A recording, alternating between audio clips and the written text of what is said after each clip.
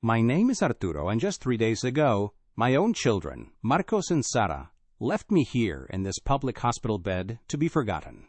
They walked out of this room promising to bring me clean clothes, and never came back, leaving me like a piece of old, broken furniture you discard on the street when it's no longer useful. They thought the old man was finished, a burden they could finally unload onto the state. They thought the story of my life ended here, in a sterile room that smells of disinfectant and indifference. But my story isn't over yet. They just don't know it. What would you do?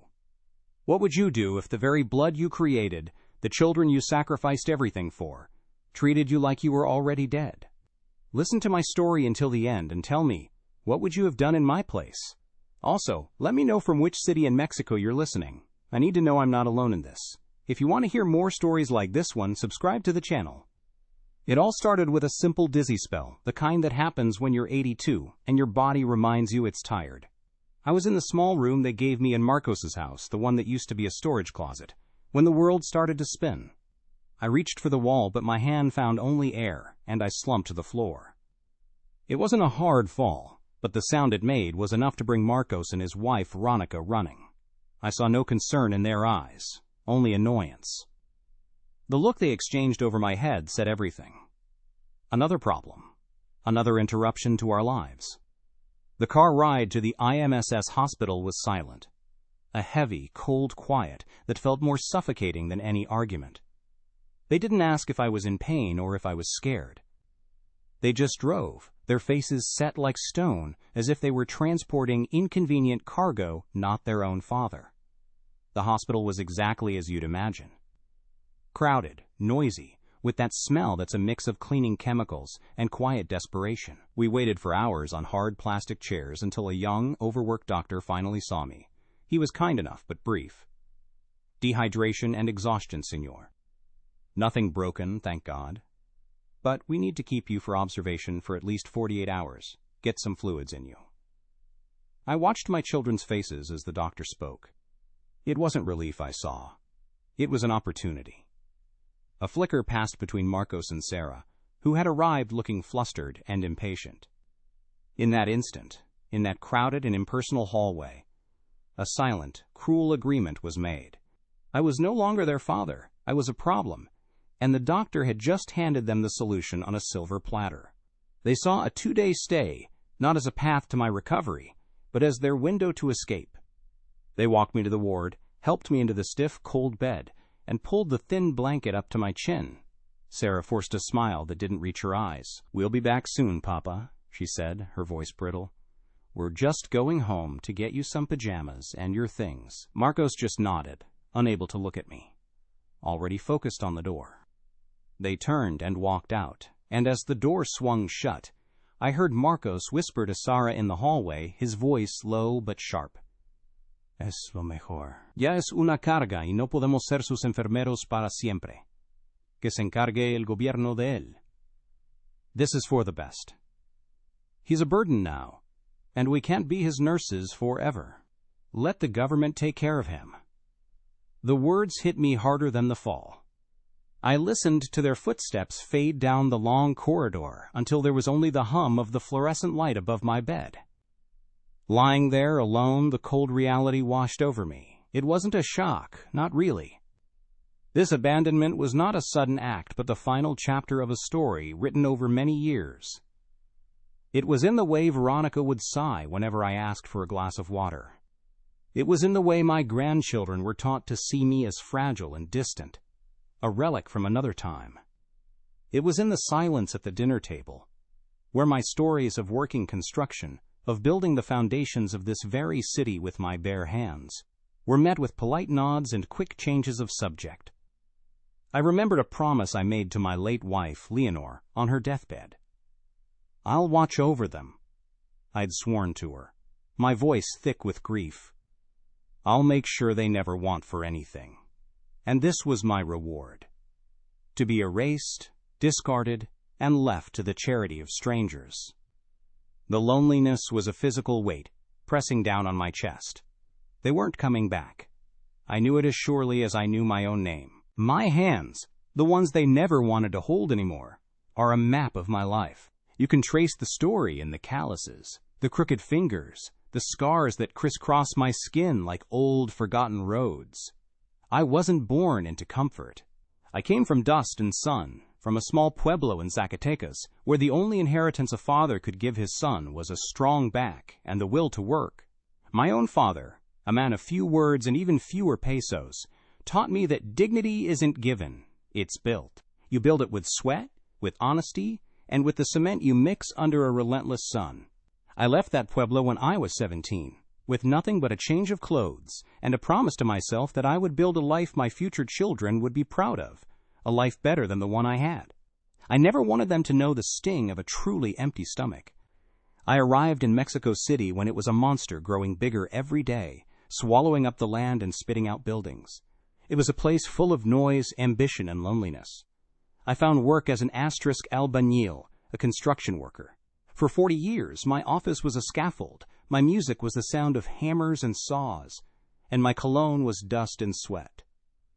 It was hard, grueling work that aged a man quickly. But every night, when I'd ride the crowded bus home, exhausted and aching, I'd look out at the city lights and see the buildings I had helped raise from the dirt.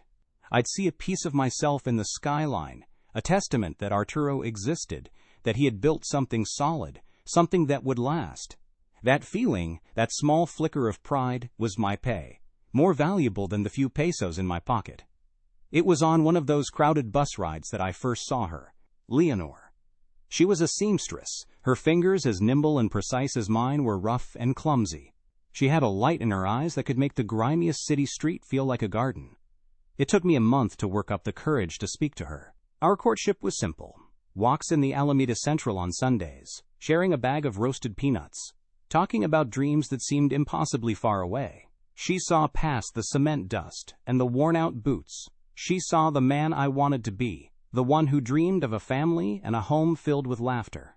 When she agreed to marry me, I felt like I had laid the foundation for the most important construction of my life. She was my home.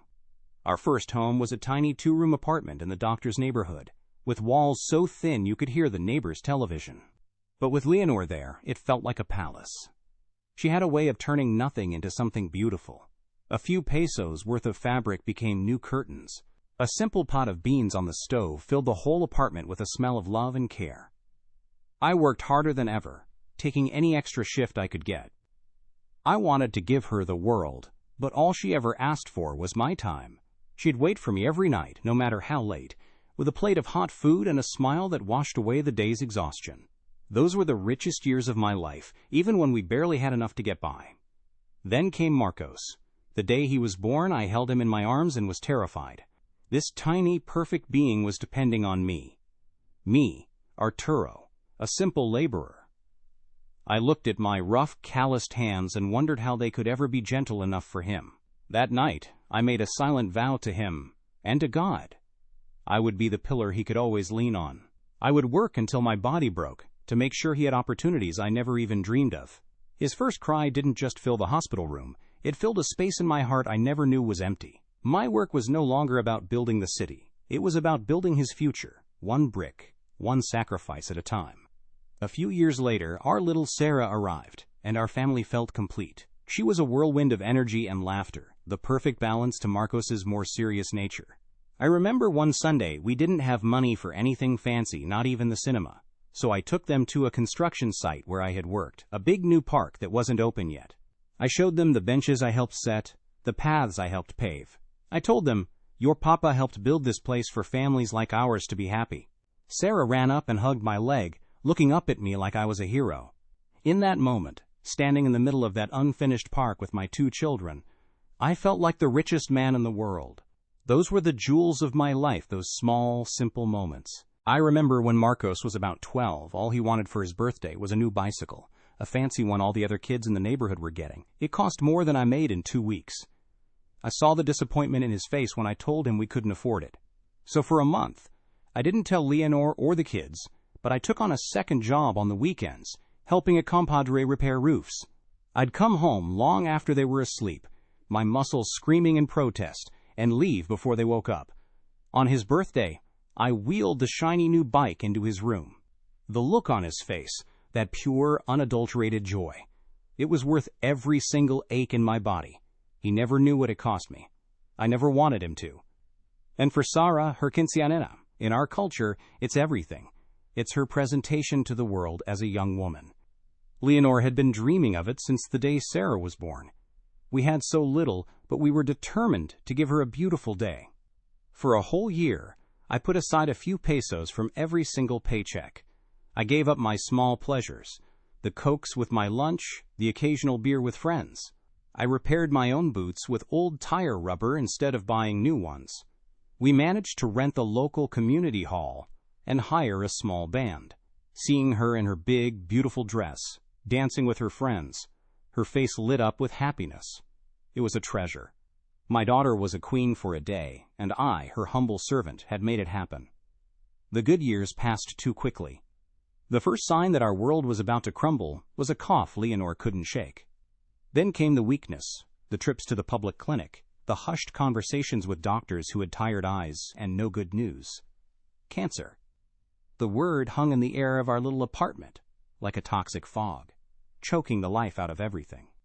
All the strength I had from a lifetime of lifting stones and bags of cement was useless against this. I watched the love of my life, the vibrant woman who was the center of my universe, slowly fade away. The laughter in our home was replaced by the quiet hum of an oxygen machine. My pillar was crumbling, and I was powerless to stop it. On one of her last nights, the house was quiet except for the rain tapping against the window. She held my hand, her grip surprisingly firm. Her voice was a whisper, but her words were as solid as rock. "Arturo," she said, her eyes looking right into my soul. "Promise me. Promise me you'll watch over them. Marcos and Sarah. They're good kids, but they'll need you. Don't let them struggle. Make sure they're always okay. Promise me, mi amor." Tears streamed down my face as I nodded, unable to speak. "Te lo juro, mi vida," I finally choked out. "I swear it, my love. I will take care of them. They will never want for anything." That promise became my sacred text, the only thing that mattered after she was gone. After Leonor's funeral, the silence in the house was a physical thing. It was deafening. I tried my best to fill her shoes, to be both father and mother. I'd wake up early to make them breakfast, burning the tortillas more often than not. I'd try to remember how she seasoned the soup, but it never tasted the same. I kept my grief locked away, deep inside. I had to be strong for them, for her. They were teenagers, lost in their own worlds of school and friends, and I didn't want to burden them with my sorrow. I became a ghost in my own home, going through the motions of life, fueled only by the promise I had made to my dying wife. My life was no longer my own. It belonged to their future. When Marcos was accepted into a good university to study accounting, I felt a pride that was almost painful. It was his ticket to a different life, a life without calloused hands and an aching back. But the tuition was a fortune. I didn't hesitate. I took a bus back to my pueblo and sold the small plot of land my father had left me. It was the only thing I had that was truly mine, a piece of my history, the place I had always dreamed of returning to in my old age. I never told Marcos where the money came from. I just told him it was an old investment that paid off. I watched him leave for college, carrying a suitcase full of new clothes and a future I had purchased with my past. A few years later, it was Sarah's turn. She fell in love with a good man, and they wanted to get married and buy a small apartment. By then, I was retired, living on a meager pension from the government. But I had my savings, the money I had painstakingly put away for my own old age. It wasn't much, but to them, it was a lifeline. I took it all out of the bank and gave it to her as a wedding gift for their down payment.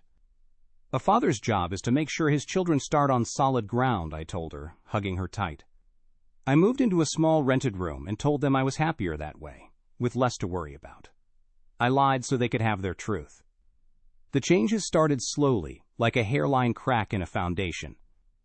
After Marcos married Veronica, a woman who measured a person's worth by the brand of their shoes, I felt a shift. When I came to live with them after I could no longer manage on my own, they put me in the Asterix bodega, the little storage room in the back. My stories of the old days, the ones my children used to listen to, became Grandpa's ramblings. Veronica would sigh loudly whenever I asked for something, making me feel like an intruder. The family I had sacrificed everything for was starting to treat me like a piece of old furniture they didn't know where to put. The foundation I had built my life on was beginning to crack. At family dinners, I was a spectator. They'd talk about vacations, about new cars, about things so far removed from my world. I'd sit at the end of the table, and the conversation would flow around me as if I were invisible. My grandchildren were taught to keep their distance. "Be careful with Abuelo. He's very fragile," Veronica would say, as if I were made of glass. I wasn't fragile. I was just old. And lonely. Each polite smile, each ignored comment, each moment of being talked over was a small, silent act of abandonment. They weren't just forgetting me. They were actively erasing me, day by day, from the family portrait I had spent my entire life painting. Lying in this sterile hospital bed, the silence is filled with the echoes of these memories. They don't bring me comfort. They are a ledger of my devotion and their indifference. Every sacrifice, the land, the savings, the years of backbreaking labor, the lonely nights after Leonore died, it all led to this. To a whispered conversation in a hallway about me being a burden. The promise I made to my wife rings in my ears, but it sounds different now. It sounds like the punchline to a cruel joke. I kept my end of the bargain. I built their futures on the bedrock of my own life, and in return, they left me here to be swept away like dust. This isn't just betrayal. It's the demolition of a legacy built with love. The first crack in the foundation appeared the day I moved into Marcos's house. He and Veronica had painted a pretty picture, of course. "You'll be comfortable here, Papa. We'll take care of you. You won't be alone." But the room they showed me wasn't a bedroom. It was the Sacra Bodega, the storage room at the back of the house next to the laundry area. It was small, windowless, and still smelled faintly of paint and stored junk. "We just cleared it out for you," Veronica said with a smile that was all teeth. "It's cozier this way, more private." I knew what it was. It was a message. I was no longer part of the main house. I was being stored away, like an old chair they didn't have the heart to throw out just yet. I just nodded and said thank you, because what else could a man in my position do? Veronica ran her house like a general runs a military base. Everything had its place. Everything had to be spotless, perfect. She was a woman who cleaned things that were already clean. And I, with my old man habits, my worn-out Huarox, and my tendency to spill a little coffee, I was a disruption to her perfect order. In the beginning, she tried to hide her annoyance behind a tight smile. But soon, the sighs became audible. If I left a newspaper on the sofa, she would pick it up with 2 fingers as if it were contaminated. She'd follow me around with a cloth, wiping surfaces I had barely touched. It was a silent war. A constant reminder that I did not belong, that my very presence was a mess she had to clean up. The dinner table, which should be the heart of a family, became my personal courtroom, and I was always guilty. I tried to join the conversation, to tell a story about my days on the construction sites, about the city when it was younger. But my words would just hang in the air and die. Veronica would immediately turn to Marcos and ask him about his work, or she'd ask the children about their homework, completely ignoring what I had said. Marcos, my own son, would just go along with it. He'd let my sentences trail off into nothing. After a few weeks of this, I stopped trying. I just ate in silence, feeling their conversation flow around me like a river around a stone. I was there, but I was invisible. My world began to shrink until it was just the 4 walls of that storage room. I stopped sitting in the living room because the air was thick with tension whenever I was there. Veronica would have her novellas on the television, and my presence seemed to bother her. So I stayed in my room, watching an old, small television a neighbor had given me. I started eating my meals in there, on a small folding table. I told them it was because I didn't want to bother them, that I liked the quiet. It was a lie to protect what little dignity I had left. The truth was, the silence of my room was less painful than the silence of their company. I was living in their house, but I was in exile. My grandchildren, little Mateo and Sofia, were my last connection to the heart of that house. In the beginning, they would sneak into my room to hear my stories. I'd tell them about the animals in my pueblo, about building skyscrapers that touched the clouds, but Veronica started putting a stop to it. "Dejen a su abuelo descansar," she'd tell them, pulling them away. "Don't bother your grandpa, he needs to rest." I wasn't tired. I was lonely. She was teaching them that I was a fragile, untouchable thing. Slowly, they started to believe her. Their visits became shorter, more hesitant, until they stopped coming altogether. They were being taught to forget me while I was still there. I remember one afternoon, little Sophia, she was only 6, came running to my door with a drawing she had made in school. It was a picture of our family, and she had drawn me as a king with a big crown. Her face was lit up with pride. Before she could even hand it to me, Veronica was there, scooping her up. "Sophia, what did I tell you? Your hands are dirty from the paint. Don't touch anything. Let's go wash them." She didn't even glance at the drawing. She just took Sophia away, leaving me standing in the doorway with my empty, outstretched hands. I saw the confusion in Sophia's eyes. She was learning a lesson. Abuelo was not someone you share your joy with. That small moment hurt more than a physical blow. Sarah was different, or so I thought. She lived across town with her own family, but in the beginning she would call every few days. "How are they treating you, Papa?" she'd ask, and I'd lie and say everything was fine. But her calls became less frequent. A week would pass, then 2. Her excuses were always the same. The kids, her husband's work, the traffic. The calls became shorter, the warmth in her voice replaced by a hurried, dutiful tone.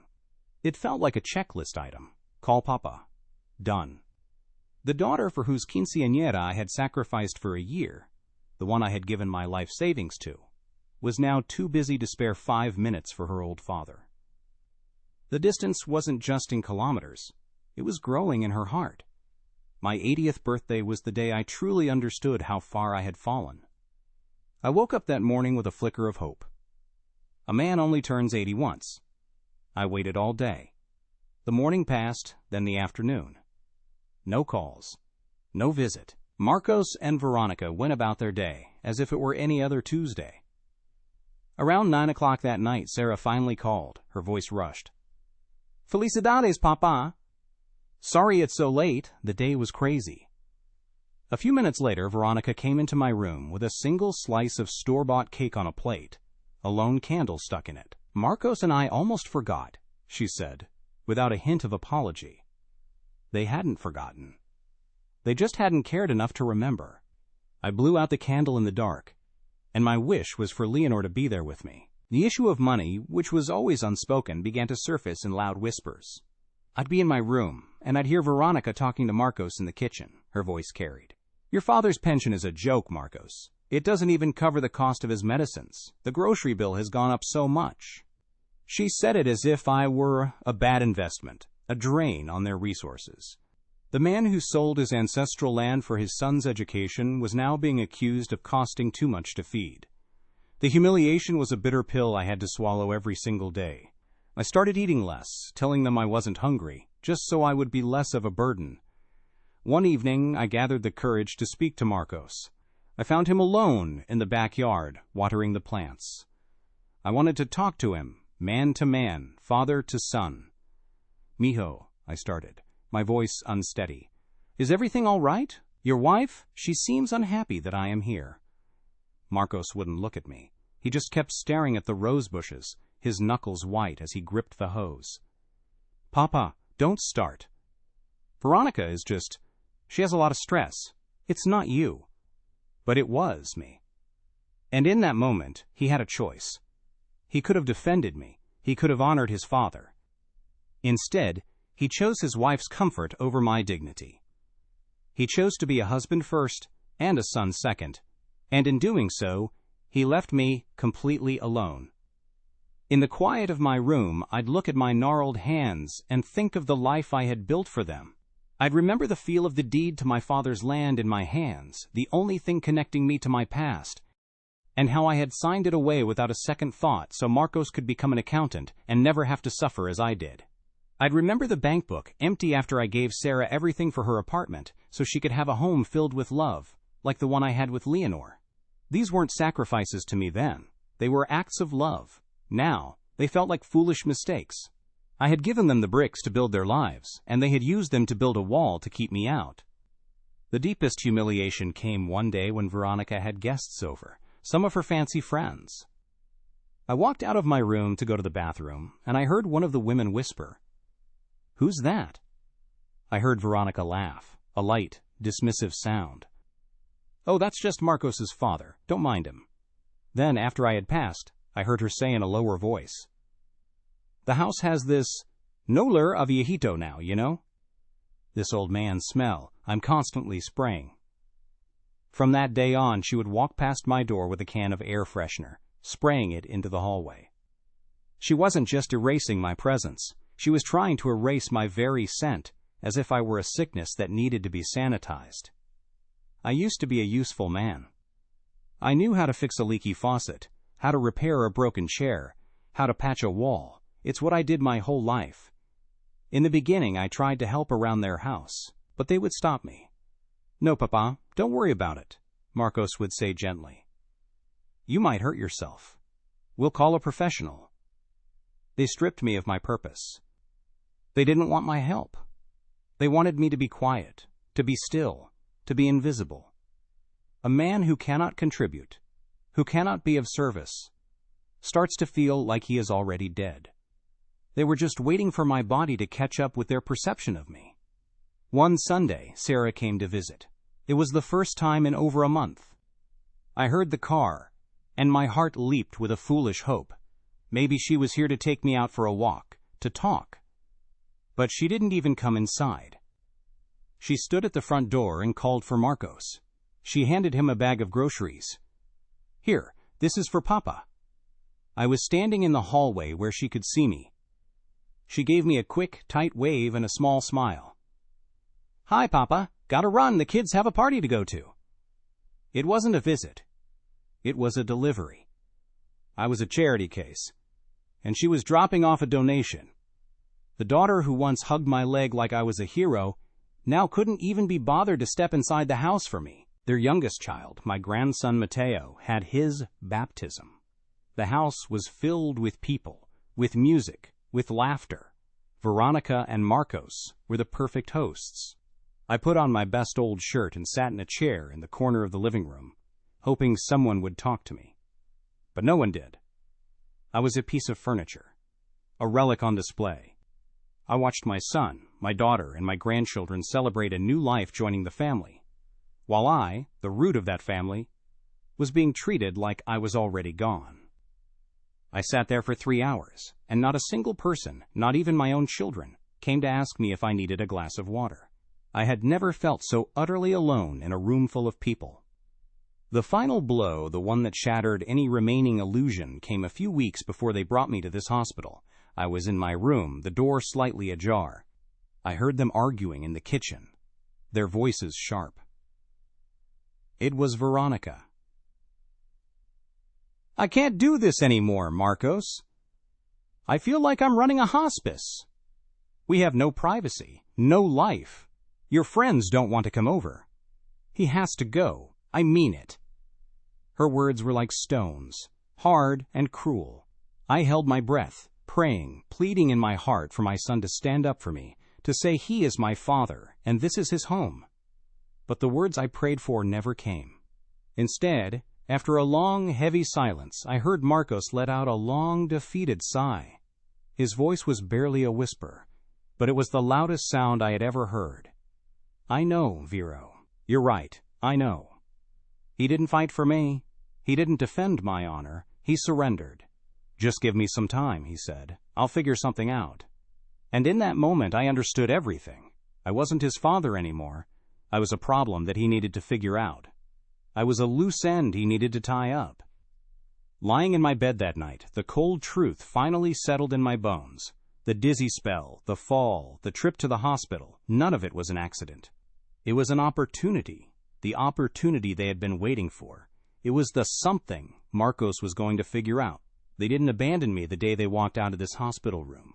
They had abandoned me long before that, piece by piece, day by day, in 1,000 small cuts to my soul. Leaving me here wasn't the betrayal. It was just the final logical step in a process of erasure that had been going on for years. They were just throwing away the old furniture at last. My children, Marcos and Sarah, they think they know me. To them, I am Arturo, the old Calbañil, the construction worker with a bad back and a dusty pension. They see these worn-out hands and think they tell the whole story. They think my life's value can be measured by the small room I occupied in their house, by the meager pension that Veronica complained about so bitterly. They thought they had calculated my worth down to the last centavo and decided I was a liability. So they left me here, in this public hospital, to be filed away and forgotten. But they made a grave miscalculation. They saw the tired old man, but they never saw the man my Leonore knew. They saw a life of labor, but they never knew about the one investment that wasn't made with sweat and cement. They believe my legacy is one of poverty, of sacrifice that left me with nothing. It's what I allowed them to believe.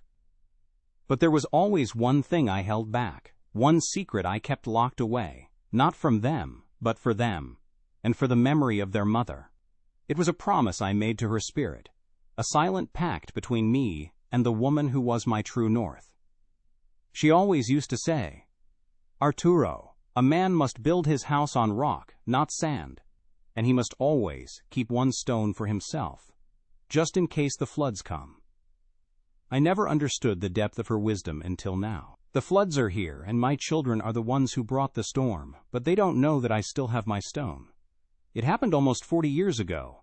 I was working on a project way out on the edge of the city, a place that was more dust and cactus than anything else.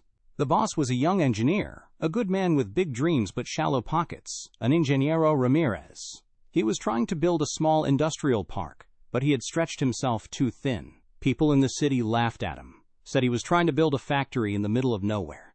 But I saw the fire in his eyes. He had the same look I had when I first came to the city, a mix of terror and determination. He reminded me of myself, a man trying to build something out of nothing. One Friday, payday, the Ingeniero gathered the few of us who had stuck with him. He was pale and ashamed. The money hadn't come through. He couldn't pay us our full week's wages.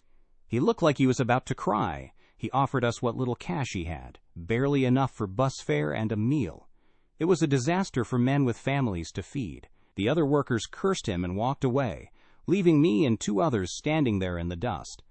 He looked at me, his eyes full of desperation, and then he made an offer that would change my life forever, though I didn't know it at the time. "Arturo," he said, his voice cracking, "I can't pay you what I owe you in cash, not today. But I have all this land. It's all I have. Everyone says it's worthless, but I believe in it." He pointed to a flat, dusty patch of ground nearby, about 2 hectares. "I can give you half of your wages in cash, or I can sign over that piece of land to you. The deed, everything, legally. It's a gamble, I know, but it's the most honest thing I can offer you." My first instinct was to take the cash. A man can't feed his family with a piece of paper. But then I thought of Leonore. That night I told her what had happened. I expected her to be angry, to tell me I was a fool for even considering it. But she just listened patiently, her chin resting on her hand. When I finished, she was quiet for a long time, looking out our small window at the city lights. Then she turned to me and smiled. "Take the land, Arturo," she said, her voice firm. "Cash is spent in a day. The city is growing. One day the city will come to this land. This won't be for us now. This will be for our future, for our old age. It will be our little secret, our piece of rock." I trusted her more than I trusted myself. The next day I went back and told the Ingeniero I would take the land. For decades, that land was just a story Leonore and I shared. The Asterix Escrituras, the official deeds, were kept in a small metal box with our wedding photos and the children's baptism certificates.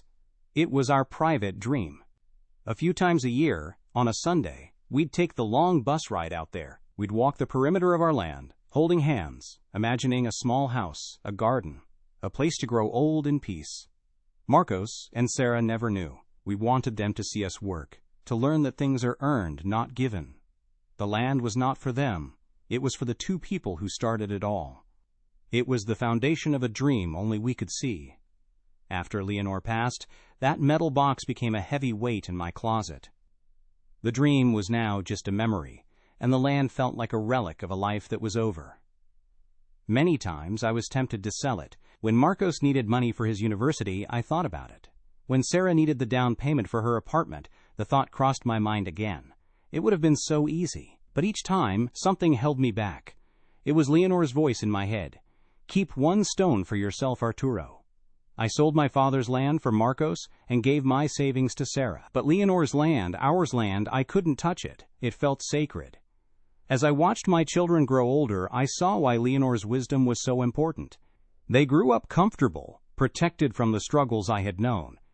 They came to see my sacrifices not as gifts, but as their due. They had soft hands and even softer characters. If I had given them that land, that unearned wealth, what would they have become? It would have been like pouring water into a basket. It would have run right through their fingers, and they would have learned nothing. Keeping it secret was no longer about a dream for old age. It was about protecting them from their own weakness, from the sense of entitlement that was already growing in them like a weed. About 3 years ago, a flicker of curiosity made me take that long bus ride again. I hadn't been there in over a decade. I almost didn't recognize the place. The dusty 2-lane road was now a 6-lane highway. The horizon wasn't empty anymore. It was filled with warehouses, new housing developments, and the skeletons of future shopping centers. My heart started to beat faster. I found a small real estate office in a new strip mall and walked in, my old *Escrituras* clutched in my hand. I was just a curious old man. I just wanted to know. The agent, a young man in a shiny suit, looked at my dusty boots and my old-fashioned clothes with a bit of disdain. But when I unrolled the yellow deed on his desk, and he saw the plot number and the location, his whole demeanor changed. His eyes widened, and he picked up the paper as if it were gold. He made a few calls, punching numbers into a calculator. He looked up at me, his voice now full of respect. "Senor," he said, trying to keep his composure, "a developer would buy this from you tomorrow. No questions asked. We could start the bidding at 20 million pesos. Maybe more. 20 million. The words just hung in the air. 20 million pesos. I stood there, a man who lived in a storage closet, a man whose daughter-in-law sighed over the cost of his milk, and I was a millionaire. I politely thanked the young man, took my papers, and walked out. The irony was so thick I could taste it. I went back to their house, to my little room, and said nothing.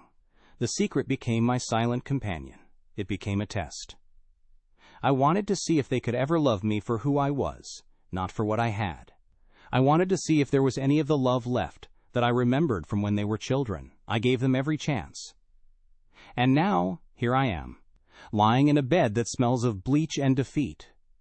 They failed the test in the most spectacular way possible. They didn't just disrespect me, they tried to dispose of me. They declared me worthless and threw me away. The promise I made to Leonor, to watch over them, it has a new meaning now. To watch over them doesn't mean to enable their cruelty and greed. It means I must protect the dignity of the life she and I built together. It means protecting our legacy from the very children it was meant to support. Her words echo in my mind. Keep one stone for yourself, Arturo.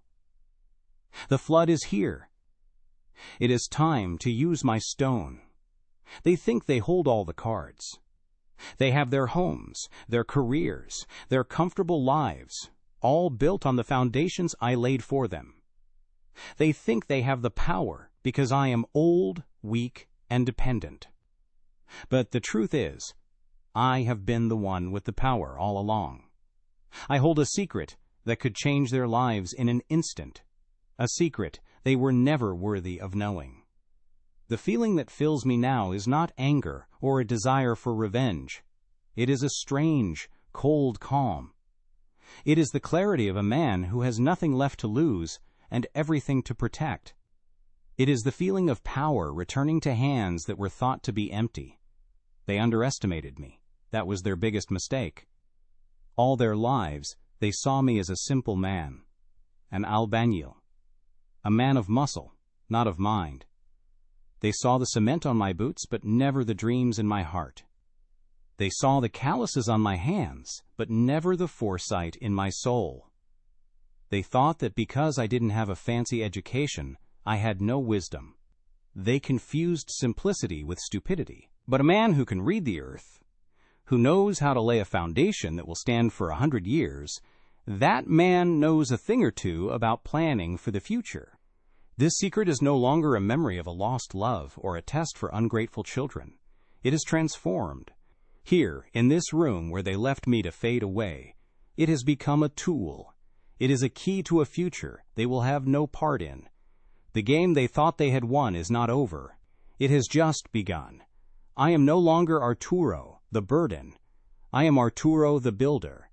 And I am about to lay the foundation for my final act of construction, one that will honor my life, my work, and the memory of my beloved Leonor. They thought this was my end, but it is theirs. For 3 days I lay in that bed, and the pain in my heart slowly turned into something else. It wasn't anger, not the hot, shouting kind. It was a cold, quiet clarity. It was the calm of a man who has seen the foundation of his life's work threatened, and knows he must act, not to destroy, but to preserve. My promise to Leonor was not to raise children who would throw their own father away like garbage. It was to honor the life we built, a life of dignity and hard work. Lying there, listening to the rhythmic beep of the heart monitor, I realized that honoring our life now meant protecting its legacy from them. The time for sacrifice was over. The time for justice, my quiet justice, had begun. I pressed the call button, and when a young, kind-faced nurse came in, I asked her for a simple favor. I needed to use a telephone. With trembling fingers, I dialed the number for the real estate office I had visited years ago. I asked for the same young man, the one whose eyes widened when he saw my old asterisk escrituras. I didn't tell him who I was at first. I just said I had a legal matter concerning a large plot of land and needed a recommendation for the best, most discreet lawyer he knew. He gave me a name, Licenciado Morales, a man known for handling big deals and for being as sharp as a shard of glass. I called Morales' office directly from the hospital phone. My voice was steady, the voice of a man who knows exactly what he wants. Licenciado, I said, my name is Arturo. I am at the IMSS hospital in Colonia Doctores. I have 2 hectares of prime commercial land I need to sell immediately. And I need to draft a new will. Today. There was a pause on the other end, and then, I will be there in 1 hour, Señor Arturo. Licenciado Morales arrived looking exactly as I had imagined. Expensive suit, serious face, and eyes that missed nothing. He listened without interruption as I told him everything. Not my life story, just the facts. The land. The children. The abandonment. I handed him the original deeds. He reviewed them, made a quick call, and then looked at me with a new respect. This is a very valuable asset, Señor Arturo. We can start the sale process immediately. Then, with the hospital's hum as our witness, we drafted my new will. My hand didn't shake as I signed the document that formally disinherited Marcos and Sarah. The words were simple.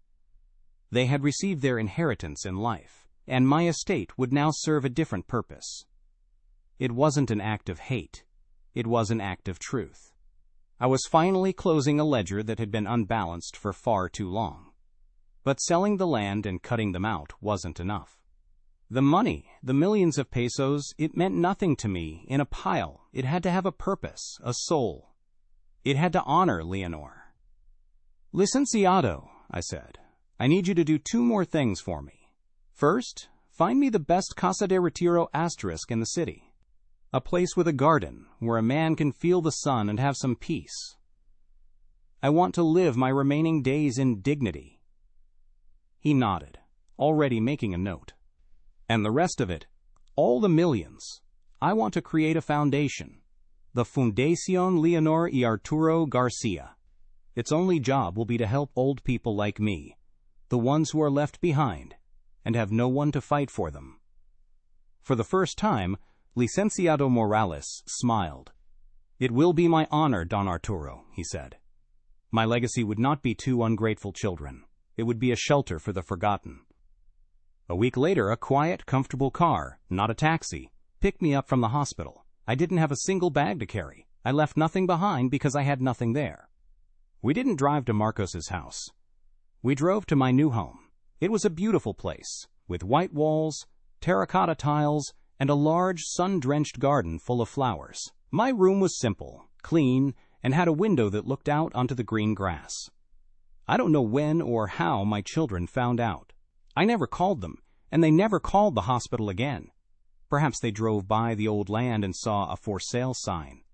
Perhaps a letter from Licenciado Morales arrived one day. It doesn't matter. Their story is theirs to live now. I sat by my window looking at the garden, and for the first time in years I felt at peace. I had built my final foundation, not with cement and stone, but with dignity, and it was the strongest one of all.